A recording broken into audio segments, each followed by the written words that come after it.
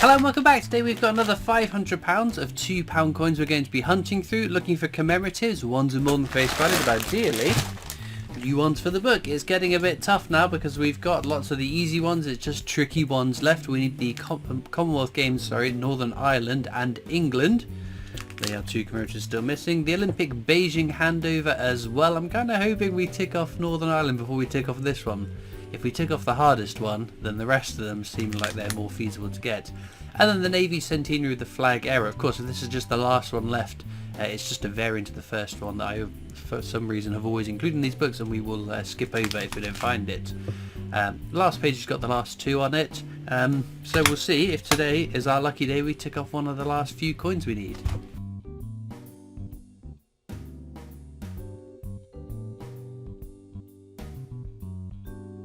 Okay then, let's get into the first bag and see what we've got. So, that's the technology standard definitive design used on £2 coins up until 2015.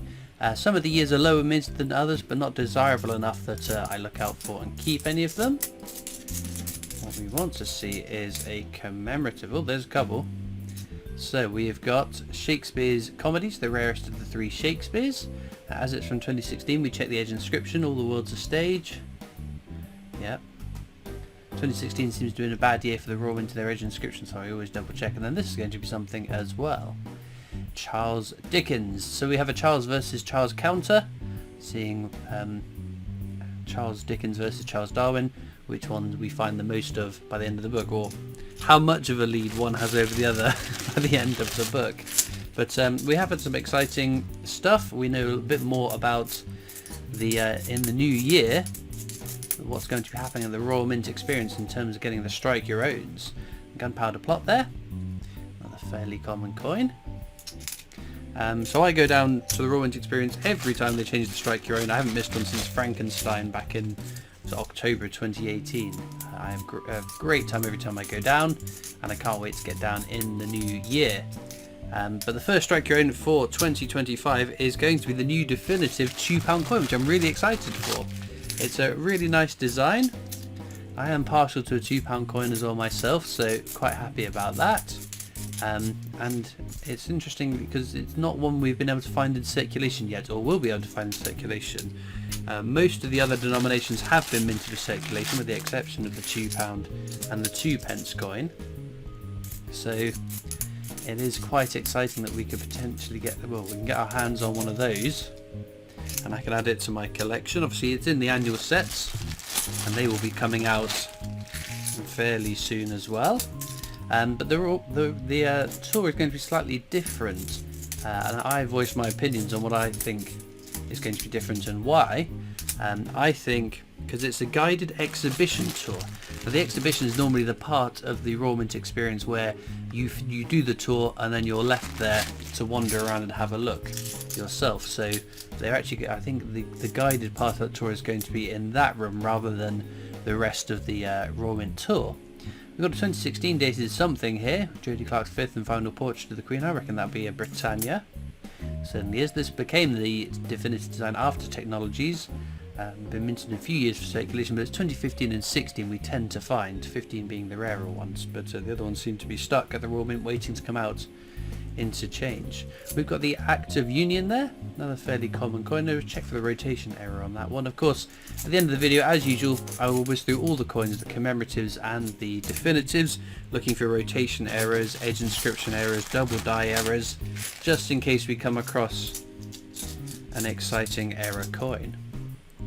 What was I saying? Oh yeah, so it's going to be a guided tour of the exhibition, which is kind of interesting because I've for many times I've spent at the Royal Mint experience wandering around there, having a read, having a look.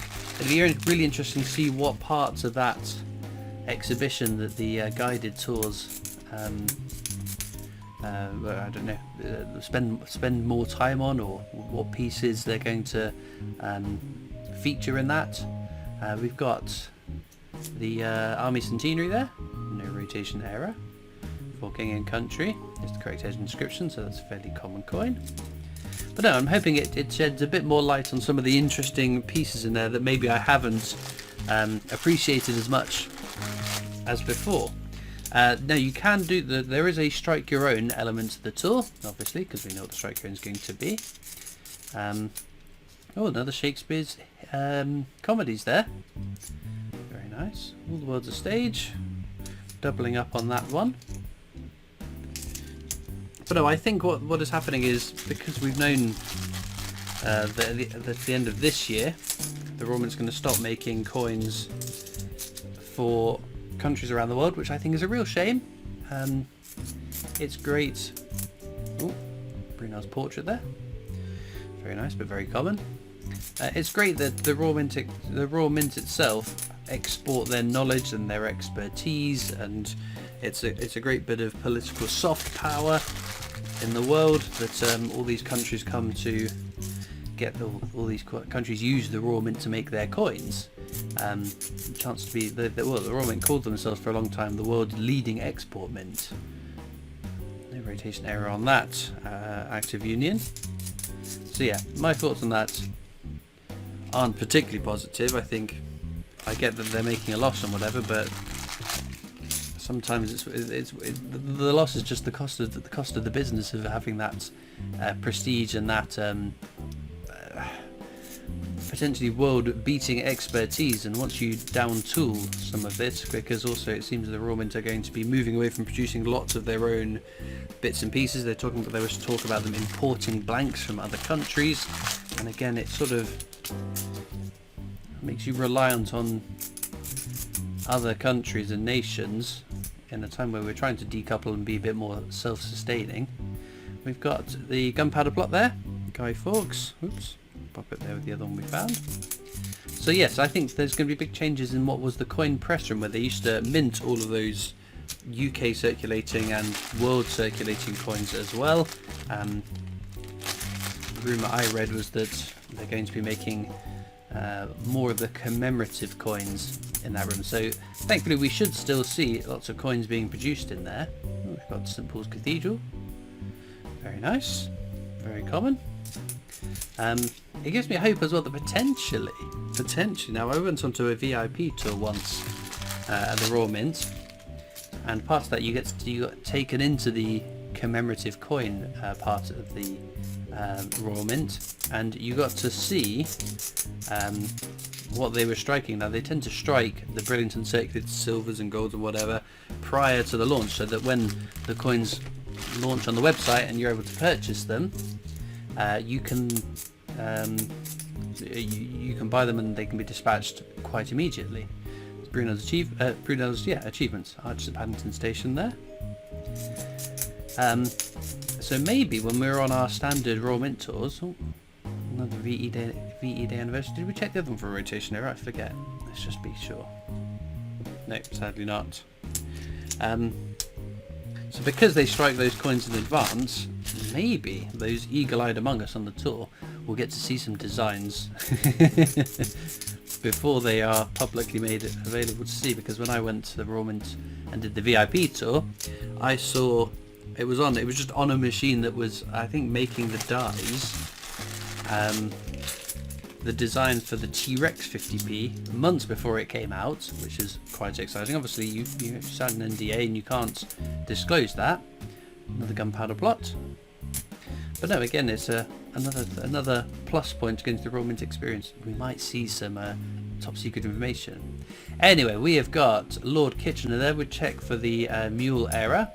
So it should say, and it doesn't, this one, £2 at the bottom. If you get Lord Kitchener and it doesn't say £2 under the Queen's portrait there, that is the mule error, where the wrong dies have been paired up. But unfortunately that one is as it's supposed to be, as most of them that you'll come across are. I don't think there is a huge amount of those Lord Kitchener mule errors, but we always double check, because that would make for an absolutely amazing find. Well, there's Rugby World Cup there. Again, worth checking for the rotation error. Not on that one though. We've got a nice little arrangement of the common coins. A nice variety of them. Nothing worth writing home about yet, but we've got a few more bags to get through. I've just realised that I haven't done an edge hunt yet, so as we're coming towards the close, let's do an edge hunt. Whoops. Right, so what we're doing here is just reading the word on the words on the edge of the coin because it's unique to the design. If it says standing on the shoulders of giants, we know that'll be a definitive technologies coin. And I think that's all we're getting from this bag, unfortunately. So let's just do a double check. Yep, nothing there. And try again. It'd be really cool to find an edge inscription error as an edge hunt. So you can see like this first one here is standing on the shoulders of giants saying, oh, that'd be technologies, and then it being some commemorative with the wrong edge inscription. I think it would be really cool. Chances of that very slim. I've only ever found one edge inscription error coin. That was a Shakespeare's Tragedies that said for king and country. Sorry, I'm trying to read the edge inscriptions and talk. I think these are all just technologies. Yep, unfortunately they are. Oh, this is the penultimate bag. This is going to be our last chance at an edge hunt before we get to the final bag and wrap off. Right, any luck?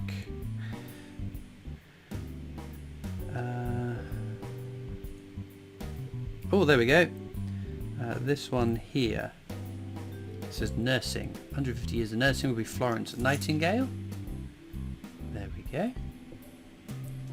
Very nice. And I think that might be all. Although I did see... Which coin was it? This one here. Oh, maybe it's just been a bit flattened on this edge.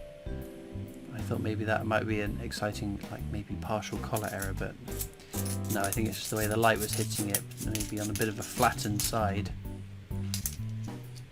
Well, there we go. We're on to the last bag now. As usual, you'll find links in the description of this video across to my coin collecting Discord server if you'd like to come over and join me on that. There are also links to my other social media channels, the PO Box address if you want to write into me, and of course, a link to the Britannia Coin Company's YouTube channel, the company I work for as my day job, so please do check them out as well. Right, having pulled out all the commemoratives, I'm just going to whiz through all of these coins and see if there's any exciting errors to add to our roster. Well, unfortunately no exciting error coins found, but on closer inspection this very battered Technologies spins. Look at that. It's got so much give to it. There's a horrible squeak that it makes. I don't know if it's being picked up, but it's so loose in there, and when I was fiddling around with it, it's not going to be able to see it now, am I? There we go. It comes very, very loose. So I wonder if we can brute force and pop the inner out. Oh no. I don't think I'm going to be able to. It is very loose there. Oh, there we go. Always very, very satisfying. Once we got it open, you can see there's this groove which helps lock the inner to the outer, stops it from being so loose. But obviously that has been so damaged over time that yeah, managed to pop the inner out. There we go. Not an exciting error coin, that is for certain. That is just one that's been very, very damaged and needs replacing with one that's more securely fixed together. Well, as ever, let me know what you'd pick as a star find. I'm picking my broken £2 coin. The spinning £2 coin is my star find today. All it leaves me to do is thank you so much for watching. I hope you've enjoyed, and I'll see you next time for more coins. Bye.